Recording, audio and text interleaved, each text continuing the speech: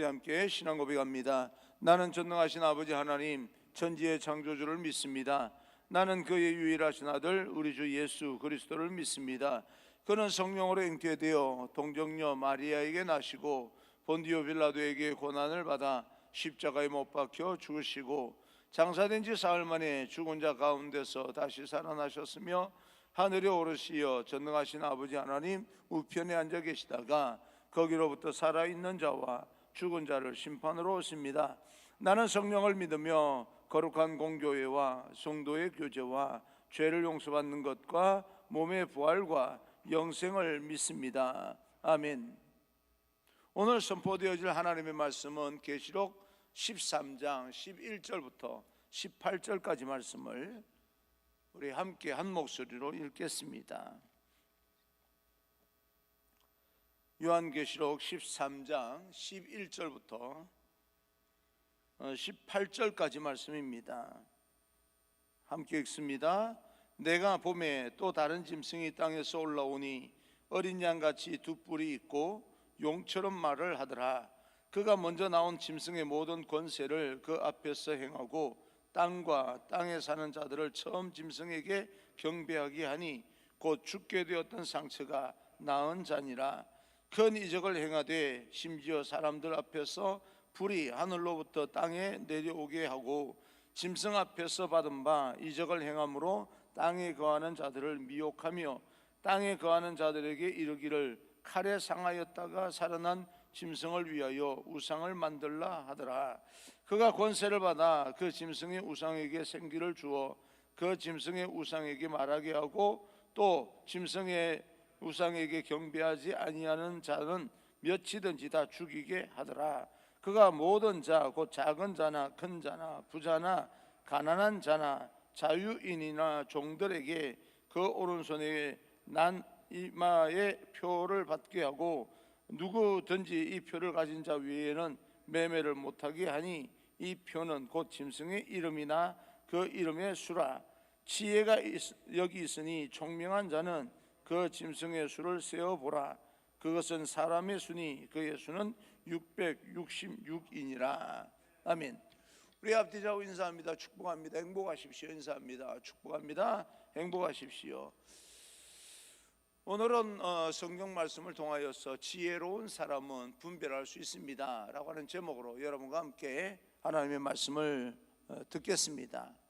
2007년 1월 12일 미국 워싱턴의 가장 붐비는 지하철역에서 미국 연방청사로 출근하는 그래도 미국에서 가장 고학력자들이라고 하는 사람들이 출근하고 있을 때 청바지와 티셔츠를 입은 한 거리의 악사가 바이올린을 연주하고 있습니다.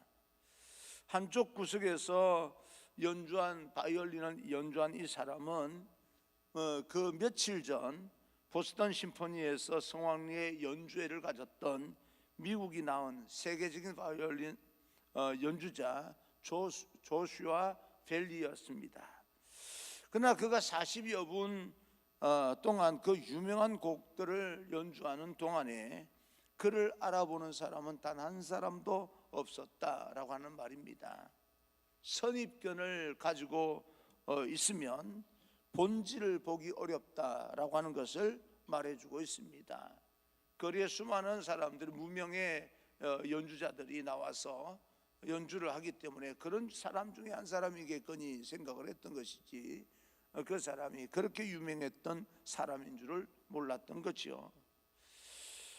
저는 이 예화를 통하여서 만약에 예수님께서 다시 오셔서 지하철역에서 전도를 하신다면 몇 사람이나 예수님을 알아볼 수 있을까 하는 생각을 해봤습니다. 지나가는 사람들마다 전도는 저렇게 하는 게 아니야 라고 말하는 사람도 있을 것이고, 예수님께서 전도하시는데도 불구하고 또 교회 다니는 사람들 중에서는 믿는 사람이 저렇게 다 창피하게 그런다라고 이야기하는 사람도 있을 것이고, 여러 비평만 난무할 뿐이지 예수님을 제대로 알아보는 사람이 있을까라고 하는 생각을 해봤습니다. 오늘 성경에는 사단의 대리자 두 짐승이 묘사되고 있습니다. 특히 두 번째 대리자인 이 땅에서 올라온 짐승의 모습과 그 역할을 오늘 성경에서는 이야기해 주고 있습니다. 11절입니다. 11절, 내가 봄에 또 다른 짐승이 땅에서 올라오니 어린 양같이 두 뿔이 있고 용처럼 말을 하더라. 어린 양같이라고 하는 말은 땅에서 올라온 이 짐승은 겉으로는 어린 양을 닮았는데 외모가 어린 양을 닮았고 어린 양을 흉내내고 있는 것이지 어린 양이 아니다, 그 말입니다. 여러분, 우리는 단어 속에 숨어있는 함정을 잘 생각을 해야 됩니다. 어린 양 같이, 어린 양처럼이라고 하는 것은 어린 양이 아니다는 겁니다. 처럼이라고 하는 단어에 있는 그런 함정을 우리는 깊이 잘 생각을 해야 됩니다. 가족처럼이라고 하는 말은 가족이 아니라는 말이에요. 가정이 교회처럼이라는 말은 가정이 교회가 아니라는 이야기입니다. 그런데 가정은 교회입니다. 교회는 큰 가정입니다. 그리고 우리는 가족입니다. 믿음의 가족이지 가족처럼 우리는 서로 좋은 관계로 살아가자. 가족이 아닌데 때로는 좋은 관계가 될 수도 있겠지만 나쁜 관계로 악화될 수가 있습니다. 그럴 때는 가족이 아니기 때문에 회복이 어려운 거죠. 그러나 가족이라고 생각하면 회복이 쉬운 겁니다. 실제로 이 어린 양같이 흉내내고 있는 이 닮은 존재는 사단의 사주를 받고 있음을 말하고 있습니다. 한마디로 양의 탈을 쓴 일이다라고 하는 겁니다. 그 사단은 언제나 동일한 모습으로 우리에게 다가오지 않습니다. 때로는 열불을 가진 위협적인 적 그리스도의 모습으로도 다가옵니다. 때로는 어린 양 같은 그런 선한 모습으로 위장하여서 우리에게 다가와 미혹하기도 합니다. 문제는 그 본색이 드러날 때까지 그 정체를 숨기고 얼마든지 우리를 속일 수 있는 존재라고 하는 것입니다. 그러므로 하나님의 백성들은 항상 깨어서 기도하는 그런 하나님의 사람이 되어야 됩니다. 세상이 무슨 말을 하고 어떤 행동을 하든지 하나님의 말씀으로 살펴볼 수 있는 영적인 통찰력이 반드시 필요합니다. 그러면 오늘 이 어린 양을 흉내내는 그 짐승은 어떤 역할을 하고 있는 것인가? 땅에서 올라온 그 짐승은요, 먼저 바다에서 올라온 적 그리스도를 보좌하면서 그 큰 권세와 이적을 행함으로써 세상을 혼란스럽게 만드는 존재다. 그렇게 성경은 우리에게 말씀해 주고 있습니다. 더 나아가서 교회가 예수 그리스도를 경배하는 그 모양까지 모방하여서 성도들을 미혹합니다. 성도들을 미혹하기 위해서 이단에 속한 사람들이 교회에 와서 마치 이 등록을 하여서 하나님의 사람처럼 신앙생활을 하면서 그 한 사람 한 사람 유혹하고 무너뜨리는 그런 역할을 하는 것과 같다라고 하는 것입니다. 바로 이런 모습, 두 짐승이 사단을 위해서 일하는 이 모습은 계시록 11장에 보여준 하나님께서 두 증인을 세워서 일하는 방법까지도 모방하고 있는 것입니다. 사단의 이러한 철저한 모방과 일하는 모습을 보면서 역시 사단은 속이는데 귀재구나 라고 하는 것을 우리는 알 수가 있습니다. 그래서 우리는 하나님 앞에 기도하면서 영적으로 예민해야 되고 또 그것을 분별해낼 수 있는 통찰력을 가져야 됩니다. 그러면 땅에서 올라온 그 짐승을 구체적으로 이 짐승들은 무엇을 의미하는 것일까라고 하는 것입니다. 계시록 9장 20절을 보게 되면 그 땅에서 올라온 짐승은 거짓 선지자입니다. 거짓 선지자는 한마디로 복음을 부인하고 변질시켜서 예수 그리스도를 하나의 종교로만 머물게 만드는 그런 타락시키는 그런 역할을 하게 됩니다. 모든 종교 중에 하나라고 하는 그런 인식을 심어주는 거죠. 그래서 어느 종교에 가든 상관없이 수양하고 그러면 된다라고 하는 그 종교 중에 하나일 뿐이다라고 하는 것을 그렇게 이 기독교를 타락시키는 데 역할을 합니다. 자칭 선지자라고 하면서, 때로는 목사라 하면서, 신학자라고 하면서 하나님의 말씀을 세상의 가치로 재해석하는 그런 사람들을, 인본주의를 말하고 있습니다. 구체적으로는 이단 사상을 의미하고 있는 거지요. 교묘하게 성경을 이용을 해서 자기를 높이는 데 도구로 사용하는 사람들. 우리가 하나님의 말씀을 인간의 이성으로 도저히 이해할 수 없다라고 말하면서 그 하나님의 말씀을 사람이 만들어낸 신화 정도로 격화시키는 그런 일들을 합니다. 이 터무니없는 이야기라는 거죠. 로마 신화나 아니면 그리스 신화처럼 기독교도 그런 신화의 종류일 뿐이다 라고 말하는 겁니다. 이 거짓 선지자들은 성도들로 하여금, 하나님의 백성으로 하여금 하나님을 떠나게 만들고 우상을 숭배하게 하는데 최종 목적을 둔 사람들입니다. 14절입니다. 14절, 짐승 앞에서 받은 바 이적을 행함으로 땅에 거하는 자들을 미혹하며 땅에 거하는 자들에게 이르기를 칼에 상하였다가 살아난 짐승을 위하여 우상을 만들라 하더라. 그들은 땅에서 우상을 만들고 그 우상 앞에서 하나님의 백성들로 섬기게끔 만드는, 그 우상 숭배하게 만드는 그런 사람들입니다. 사랑하는 성도 여러분, 우상은 무엇이고 오늘날 우리에게 다가오는 우상들은 어떤 것이 있는가라고 하는 것인데요, 한마디로 정의하면 하나님이 아닌 것을 하나님 자리에 올려놓는 것이 바로 전부 우상입니다. 하나님보다 더 많이 사랑하는 것이 우상입니다. 돈이든 명예든 권력이든 또 승진하는 그런 어떤 것이든 심지어 우리 자녀들까지 우리의 우상이 되는 경우가 있습니다.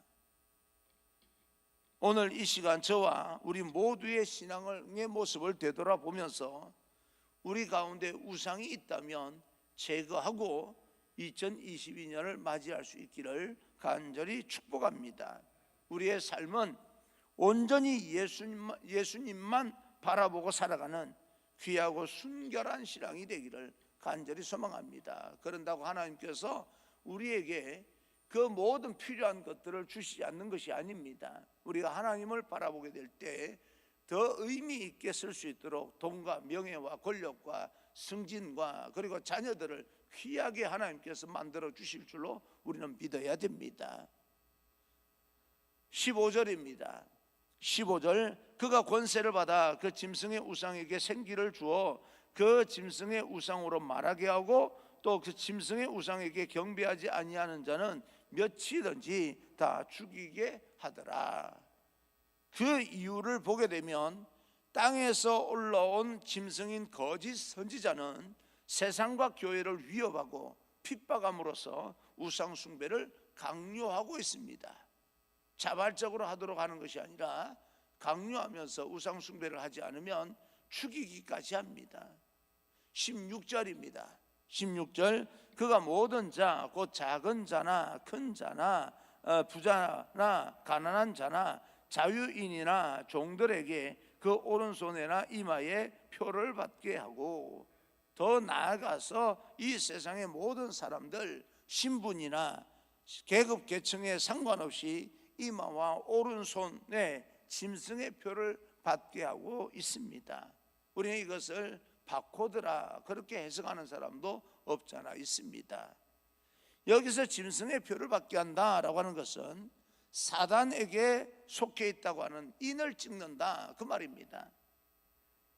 여기서 우리가 주목해야 될 것은 짐승의 표를 받게 하는 것도 계시록 7장에 보게 되면 하나님께서 하나님의 백성들에게 인을 친 것을 모방하고 있는 거예요. 그러면 어떻게 이렇게 진짜로 흉내내고 있는 모조품을 우리는 어떻게 감정할 수 있는가? 어떻게 분별할 수 있는가? 이게 진짜인지 가짜인지 어떻게 알아낼 수 있는 것인가?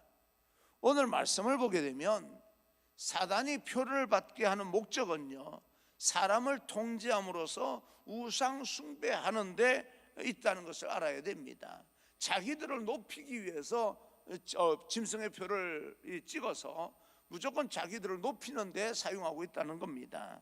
정치 권력뿐만 아니라 심지어 경제력까지 장악하고 사람들의 생존을 위협합니다. 한마디로 사단은 이 자신에게 우상 숭배하게 하기 위해서 사람들에게 표시를 해놓는다, 그 말입니다.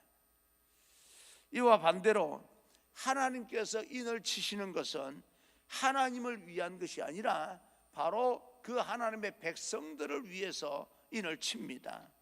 에베소서 1장 13절 14절을 보게 되면 그 안에서 너희도 진리의 말씀 곧 너희의 구원의 복음을 듣고 그 안에서 또한 믿어 약속의 성령으로 인치심을 받았으니 이는 우리 기업의 보증이 되사 그 얻으신 것을 속량하시고 그의 영광을 찬송하게 하려 하심이라. 하나님께서 성령으로 성도들을 인칩니다. 이 인침은, 표시를 하는 것은 이 성도들, 하나님의 백성들을 보호하심과 인도하심, 구원하심의 보증이라는 겁니다. 내가 너희들을 보호해 주겠다, 내가 너희를 지켜주겠다 라고 하는 이 약속을 함에 있어서 신용 등급이 낮은 사람에게 요구되어지게 되는 돈 및 부동산, 사람을 의미합니다. 실상 저와 여러분이 하나님과 구원 계약을 맺을 때 신용이 낮은 우리가 보증인을 내세우든지 담보를 제공해야 됩니다. 하나님 앞에 계약을 하는데 우리의 그 본 모습 가지고는요 계약이 될 수가 없어요. 하나님과 우리는 동등한 입장이 아니기 때문에 보증을 내세워야 됩니다. 그래야 내가 보호를 받고 인도를 받고 내가 구원함을 받을 수가 있습니다. 그 보증을 받아야 되는데, 제공을 해야 되는데 이 보증을 받아야 될 그런 하나님께서 우리를 대신하여서 이 땅에 내려오셔서 보증이 되어주신 분이 예수 그리스도입니다. 그래 우리는 하나님과 계약, 이 구원하심과 보호하심과 인도하심 계약을 쓸 때에 이 담보를 제공하는 그 담보가 바로 예수 그리스도입니다. 예수 그리스도 외에는 하나님께 담보로 제공할 수 있는 존재가 없습니다. 그 말이 바로 예수 그리스도 이름 외에 아버지께로 갈 자가 아무도 없다는 겁니다. 그것이 바로 우리에게 주시는, 거저 주시는 은혜라고 이야기하고 구원의 축복이라고 이야기를 합니다. 여러분, 하나님과 계약할 때도 동등한 입장에서 계약을 해야 됩니다. 그러나 하나님은 창조주고 우리는 피조물이기 때문에 하나님과 동등한 입장에서 이 계약을 할 수가 없습니다. 그래서 우리는 하나님 앞에 담보를 제공해야 됩니다. 그 담보를 보고 하나님께서 우리와 계약을 할 것인지 말 것인지를 결정하게 될 것입니다. 그런데 그 담보는 하나님께서 직접 내려와 주셔서 자기 자신이 우리의 담보가 되어 주셨기 때문에 우리가 하나님과 동등한 입장에서 계약하게 되는 겁니다. 그것이 바로 예수 그리스도 이름으로 우리는 구원을 받는다, 그렇게 신학적으로 이야기하고 있는 것입니다. 그와 반대로 짐승의 표는 무슨 뜻인가?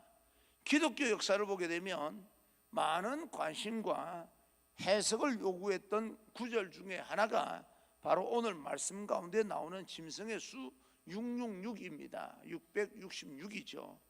18절입니다. 18절, 지혜가 여기 있으니 총명한 자는 그 짐승의 수를 세어보라. 그것은 사람의 수니 그의 수는 666이니라.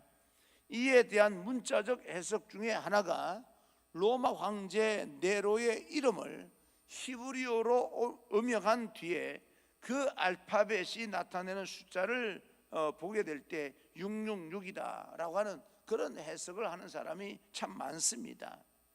그리고 또 하나의 해석은 의미를 해석하는 것인데 6은 완전 수 7에 근접하면서도 불완전하고 미완성을 나타내는 숫자입니다.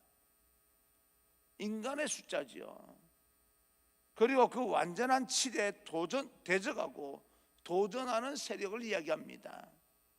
그래 666, 666 세 번 반복하는 것은 바로 사단의 첫 번째 짐승과 두 번째 짐승과 세 번째 짐승 모두 불완전한 육이라고 하는 그런 집합체라고 볼 수가 있습니다. 그런데 666 이렇게 첫 번째 짐승, 두 번째 짐승, 세 번째 짐승을 나타내는 것도 모방이에요.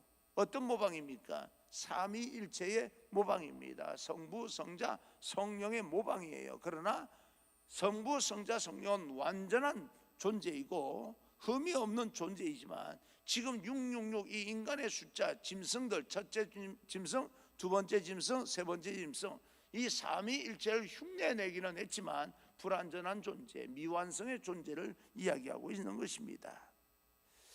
자신들이 하나님을 교묘하게 흉내내므로써 성도들을 유혹하고 미혹하는 거지요.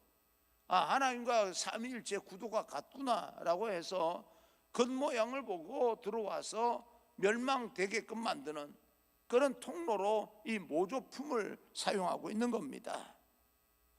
그래서 사단의 공중의 권세를 잡고 통치하는 가운데 이 666은 여러 모양으로 나타나고 있는데 우리가 살아가고 있는 동안에 이 666의 형태는 다양하게 나타날 것입니다. 우리가 해석하는 대로 바코드일 수도 있고요. 또 여러 가지 종류의 어떤 이 사단의 형태로 통제 형태로 나타나는 경우가 있습니다. 우리는 그 통제 속에 육체를 입고 살기 때문에 그 통제 안에 들어갈 수는 있지만 그러나 여러분 안심하십시오. 우리는 하나님의 보호하심을 받고 있습니다.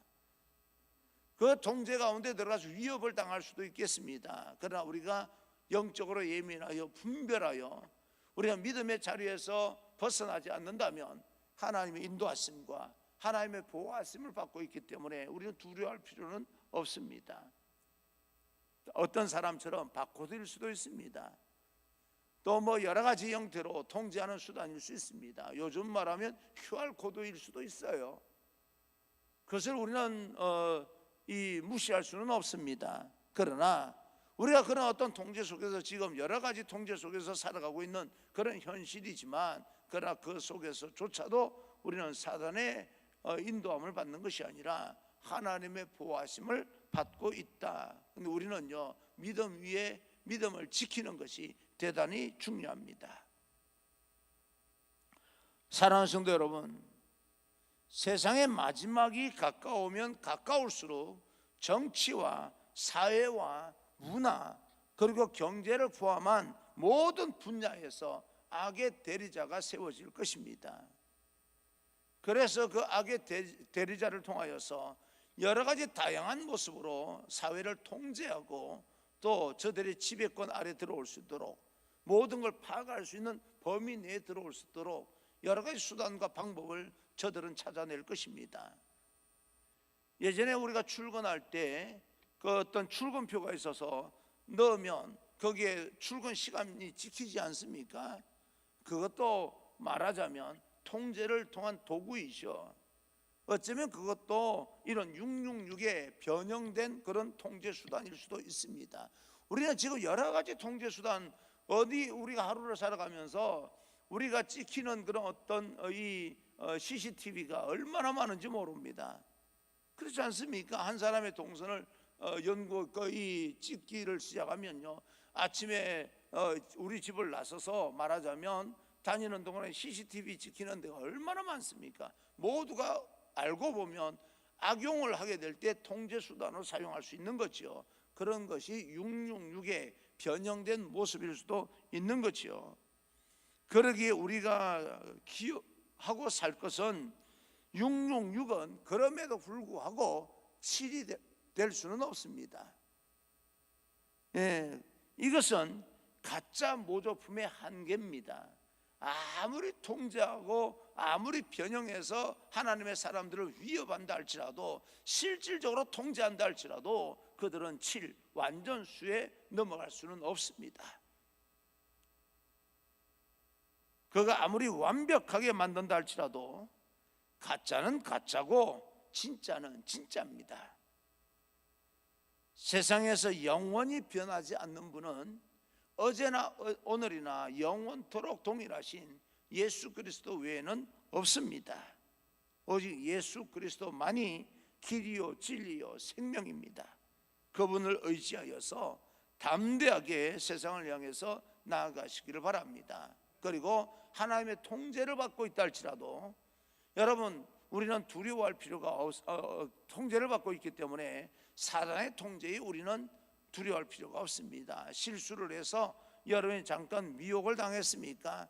거기에 죄책감을 가지고 포기하고 절망에 머무는 것이 아니라 다시 믿음으로 회복해서 우리가 하나님의 자녀답게 또 도전하며 나아가야 되는 것입니다. 힘을 내십시오. 오늘도 하나님이 여러분과 함께 하실 것입니다. 할렐루야. 그 하나님은 여전히 살아계신 우리의 아버지시고 우리의 하나님이십니다. 오늘 그 하나님과 함께 또 담대하게 도전해 나가는 거룩한 하나님의 백성이 되기를 주님 이름으로 축원합니다.